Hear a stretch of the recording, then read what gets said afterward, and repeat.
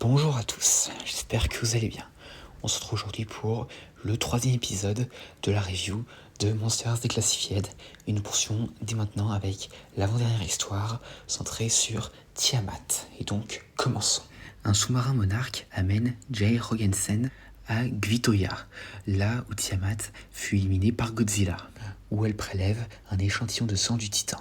Donc ici nous sommes dans un post-Godzilla X Kong, le nouvel empire. Dans un épisode du podcast Titan Truth consacré à Tiamat, Bernie Eyes retrace son histoire, de la préhistoire à nos jours, trouvant des représentations ou des allusions à elle dans des peintures rupestres, des dessins sur papyrus en Mésopotamie, des récits du Kraken en Scandinavie, un vitrail de l'Europe médiévale et des avertissements concernant les serpents de mer sur des cartes de l'âge d'or de la piraterie. Il pense que les attaques les plus récentes de Tiamat contre les navires ont été dissimulées, accompagnées d'images la montrant tendant une embuscade à un sous-marin russe avant qu'il ne puisse tirer sur une cible. Monarch, affirme-t-il, ne raconte pas non plus toute l'histoire de Kvitoya.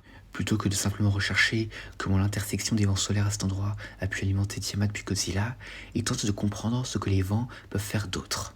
Dans un flashback, Tiamat découvre une grotte sous-marine à Kvitoya d'où émane la même substance rose. À son approche, elle est attaquée par l'habitant de la grotte, un titan nommé Abzu ressemblant à une étoile de mer. Après que Abzu ait attrapé et projeté une substance visqueuse rose sur Tiamat, cette dernière se libère et le désoriente en créant un tourbillon. Le serrant et le mordant, elle l'achève en le coupant en deux, puis pénètre dans la grotte pour se reposer au milieu de la substance magenta où des cristaux la recouvrent. Des documents confidentiels obtenus par Hayes révèlent que Monarch avait découvert le repère de Tiamat en 2023 et a soupçonné qu'il s'agissait d'une entrée vers la Terre Creuse. Le sous-marin qu'ils ont envoyé a retrouvé les restes d'Abzu et confirmé un lien avec la Terre Creuse, mais a été rapidement détruit par Tiamat. Il a également reçu des renseignements sur la composition du sang de Tiamat que Monarch a collecté. Unique parmi les titans, sa principale propriété est son taux de décomposition apparemment inexistant.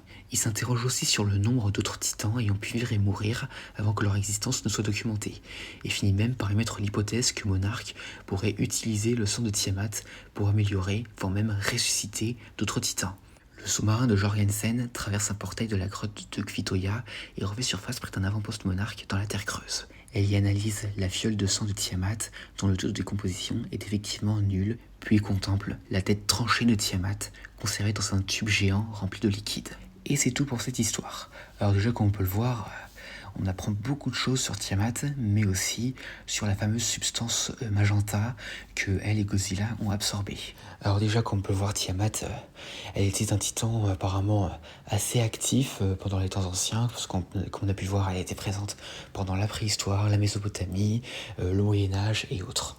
Donc un titan que les humains ont apparemment bien connu. Alors, concernant Abzu, donc le nouvel ennemi de Tiamat, alors déjà, son nom est tiré d'un autre dieu mésopotamien, qui d'ailleurs, pour anecdote, est le compagnon de Tiamat et le père de la Hamu. Du coup, on peut voir que Tiamat a tué le titan et emporté le nom de son compagnon dans la mythologie. Hein. Mais bon. Et donc, on peut voir que, comme Godzilla, Tiamat a aussi dû tuer un titan pour accéder à ce repère. Et d'ailleurs, je pense qu'on peut dire que c'est pendant son temps dans ce repère qu'elle a donné naissance à la Hamu.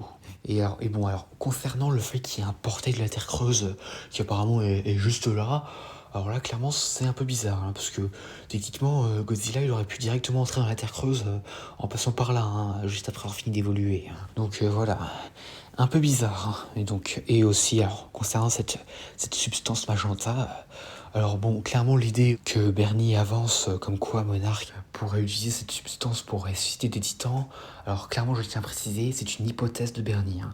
Rien n'est confirmé, mais si c'est le cas, alors là, ça risque un peu d'être abusé, hein, parce que ressusciter des titans, quand même, c'est un peu... voilà, quoi. Mais on peut se demander néanmoins si ça pourrait utiliser quelque chose à l'avenir, hein, que ce soit pour Godzilla X Kong Supernova ou un autre film. Mais en tout cas, c'est quand même assez troublant. Et donc à part ça, voilà, c'est après tout ce que j'ai à dire concernant cette histoire de Tiamat. On se retrouve la prochaine fois pour la dernière histoire sur Abaddon. Et donc voilà, j'espère que cette vidéo vous aura plu, et à la prochaine.